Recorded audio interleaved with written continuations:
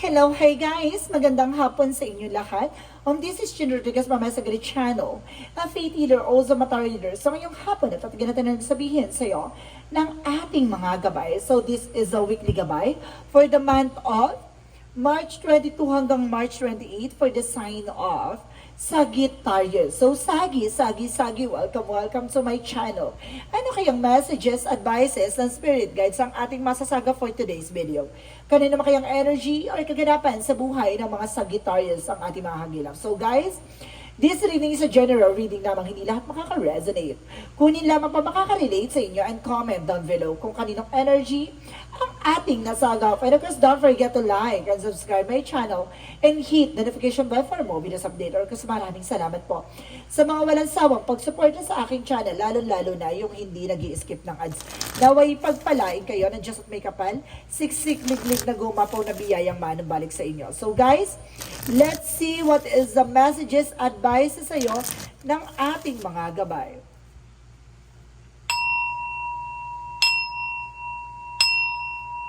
For a weekly gabay for the month of March 22 hanggang March 28 for the sign of Sagittarius. Let's see what is the messages for you.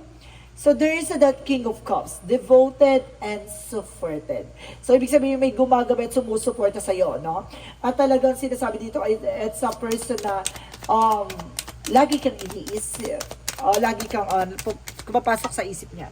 And the star card is a wish fulfillment. And the star represent ang healing, miracles, no? Kumaga, mayroon ditong maisa sa katuparan mo, yung hiniling mo lang ngayon, maabot kamay mo na.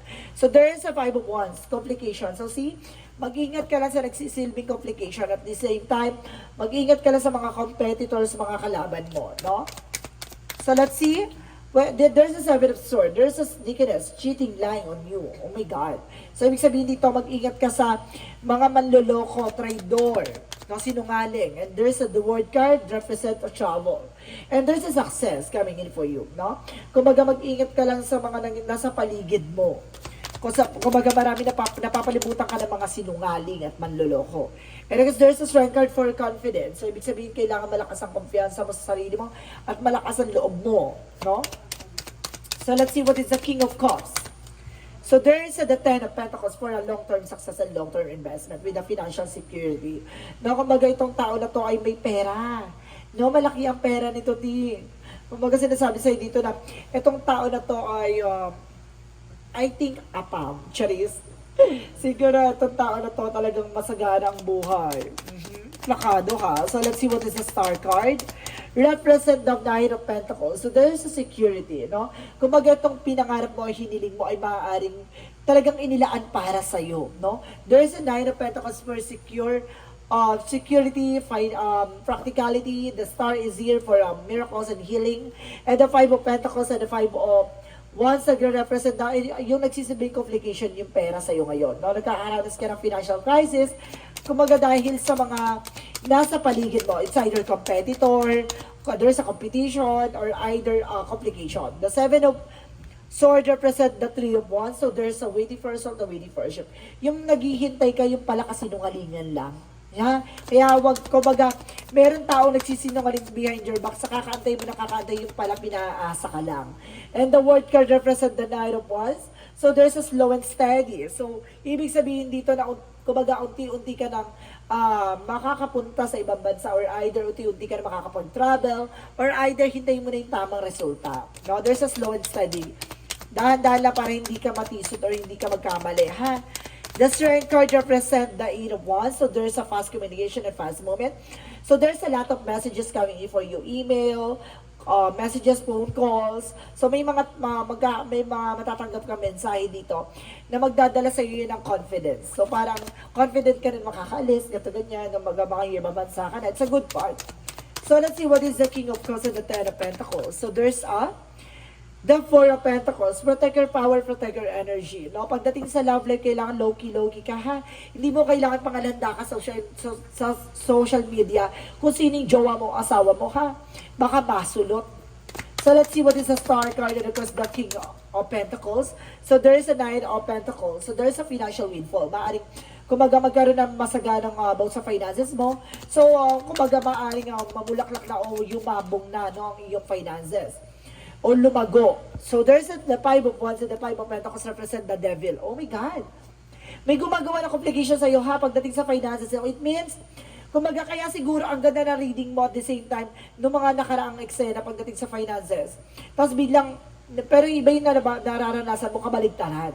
Yung kasi may gumagawa sa'yo ng malas or sumpa na para pagdating sa finances, lahat na mapasok na savings or pera sa'yo, kumaga maubos, no? Ibig sabihin, kung may savings ka, may darating na problema, may sakit na yung pamilya mong ganito na magbibigay ka, magpapadala ka, or either, guys, there's a devil energy for, para lahat magastos, magastos ang kalahat, ganon.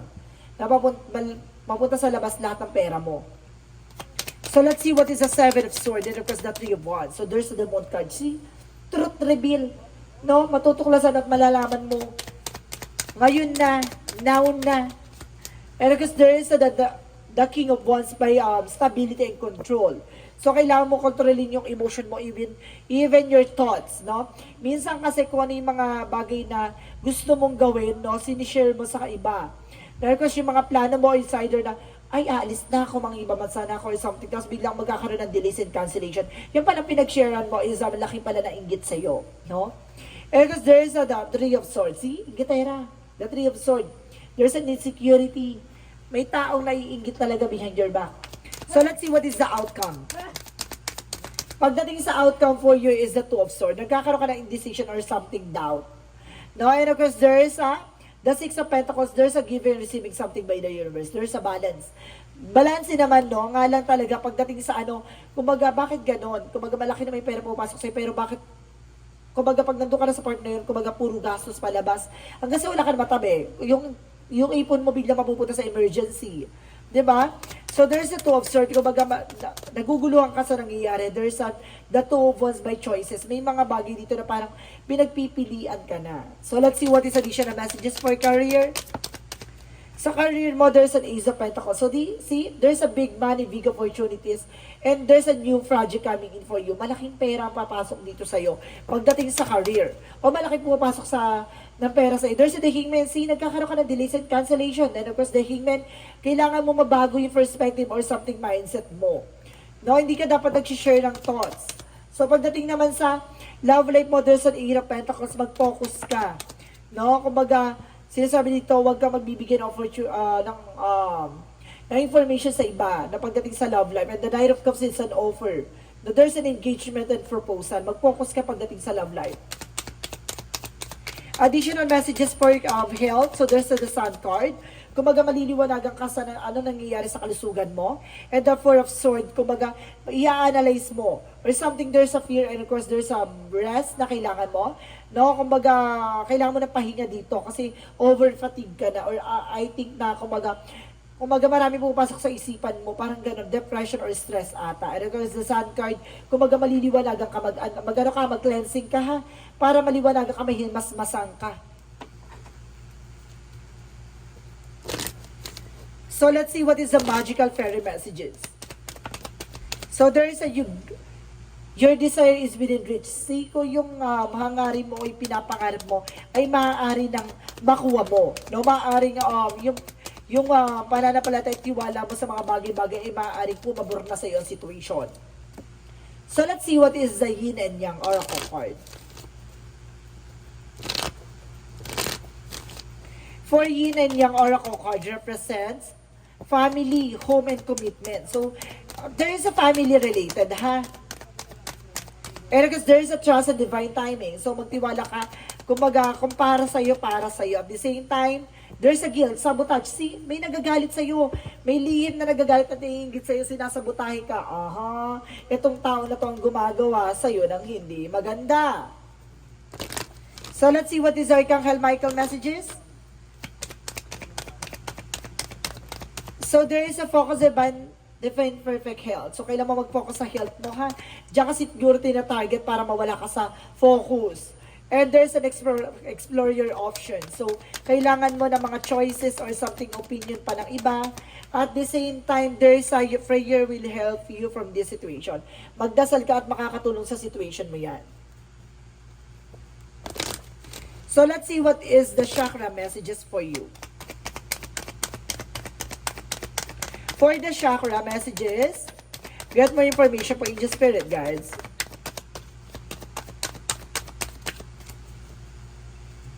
So there's a forgiveness, no? May kapatawaran dito or hihingi ng tawad, no? At the same time, there's an expansion.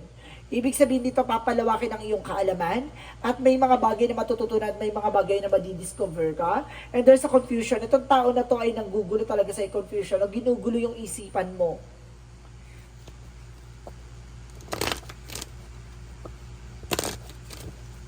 So let's see, what is additional messages? So there's an animals. So some of you animal lover, ha?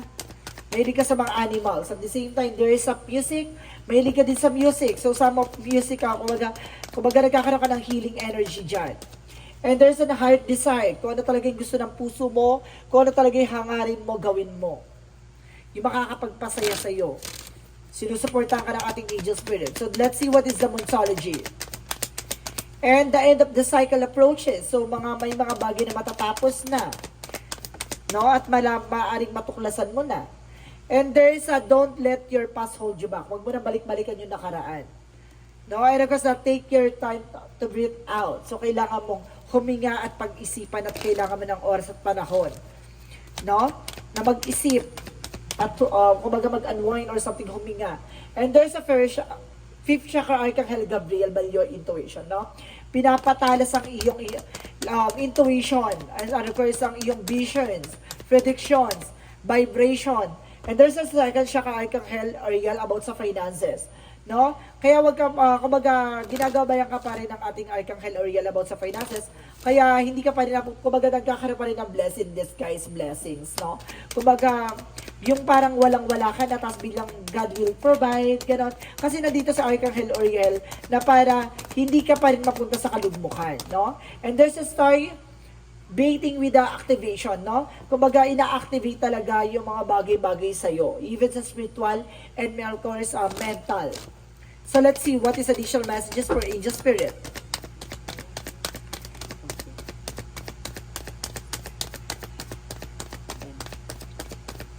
And because there is a failure. So may mga pagkakamali or something, kabiguan na kumbaga it's opportunity to learn and there's a self-esteem. Ito yung kailangan mo i-boost. No? Yung kumpiyansa at kumbaga spirit, kumbaga fighting spirit like that. No? Kailangan mo i-boost yan.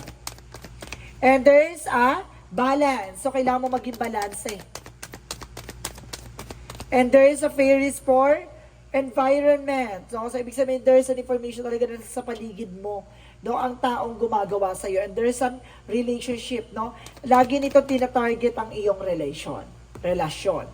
And there's a right passage, maaring nakapasa ka na at maaring makakapasa ka sa mga kabiguan or kumbaga pagsubok mo.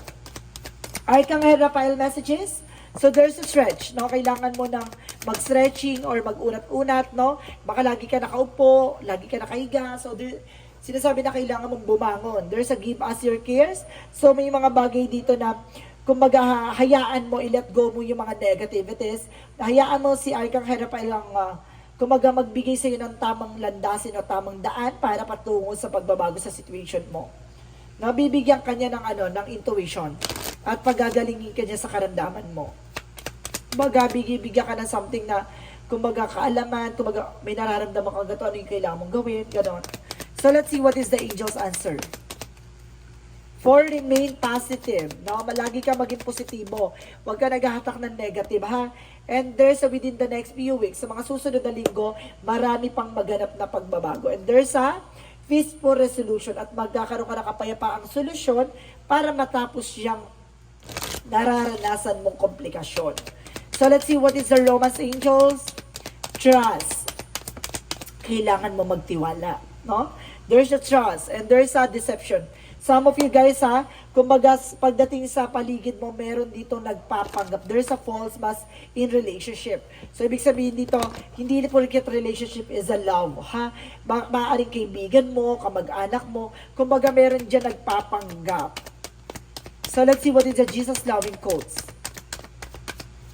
So there's an information with a have faith in God. So kailangan mo maniwala at magtiwala sa ating Panginoon. So let's see what is the synchronicities.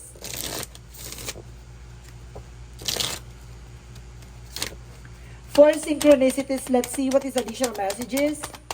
So there is a creativity, no? Pagandahin mo ang eksena mo, no? Kumbaga, bigyan mong kulay.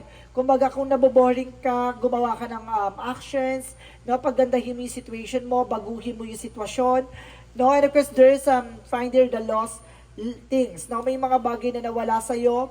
Kumbaga, maging thankful ka na lang kasi it's opportunity na kumbaga nawala sa'yo yung bagay na yun. Basta, ang gawin mo, kumbaga, may mga bagay man na nawala sa'yo, kumbaga magpasalamat ka at pahalagaan mo kung ano man ang meron ka. Yun yung parang i-bloom mo, no? Kumbaga pagandahin mo at palaguin mo. 'Di ba? So let's see what is the angel's number. Para sinasabi lang kung ano yung nandiyan sa'yo, yun ang kailangan mo pahalagahan. No? Huwag mong hanapin yung nawala. No? So, there's an angel's number for 111, intuition. See, binibigyan ka na malinaw na intuition. Now, there's a moderation, patient flow, clarity, joy, and movement, and self-realization, taking action, and unconditional love. Now, at sinasabi dito, time to implement long, cherished ideas, you're on the right track towards making your dreams and visions into reality. The right people, circumstances, and resources are being sent your way. Happiness and new ideas and new opportunities are at the hand. Trust in the process. So, kailangan mo magtiwala sa proseso, no? Kailangan mo talaga pagdaanan yan. Kumbaga, makinig ka sa intuition na ipinababatid sa'yo ng angel spirit na kung kumbaga, yung mga mensahe sa'yo, kailangan mong gawa ng action na sa ganun maging maayos na yung sistemang ginagalawan mo, no? So, guys, this is, let's see, what is the messages of life? Lagi ko nahuhuli ang messages of life. Why? Bakit lagi ko nakakalimutan to? And there's the inner sense. So sinasabi dito guys, today, as I quiet the noise of my mind, I become aware of the voice of my heart. I listen closely to the inner voice. I trust myself and develop confidence in my intuitions. My inner trust is the divine truth. I allow into the influence and guide me every day. So see, makinig ka sa intuition mo. Have confidence sa ginagawa mo na lahat ng mga bagay na nangyayari sa iyo ay kaakibat ng ating mga gabay. No? Tinutulungan ka sa likod ng mga nangyayari sa paligid mo na hindi ka nila pinababayaan. No? Kumbaga lahat ng mga bagay na nawala, lahat ng mga bagay na nangyayari ay ayon sa kalooban ng Diyos. Kaya maniwala at magtiwala, kumapit ng mahigpit at manampalataya. So guys, this is a weekly gabay for the month of March 22 hanggang March 28 for the sign of Sagittarius. So, sagi, maraming salamat for this wonderful reading. So, once again, this reading is a general reading naman hindi lahat makaka-resonate. Kunin lamang pa makaka-relate sa inyo and comment down below kung kaninong energy ang ating nasagap. Maraming salamat guys and see you in the next video. Bye-bye and babush!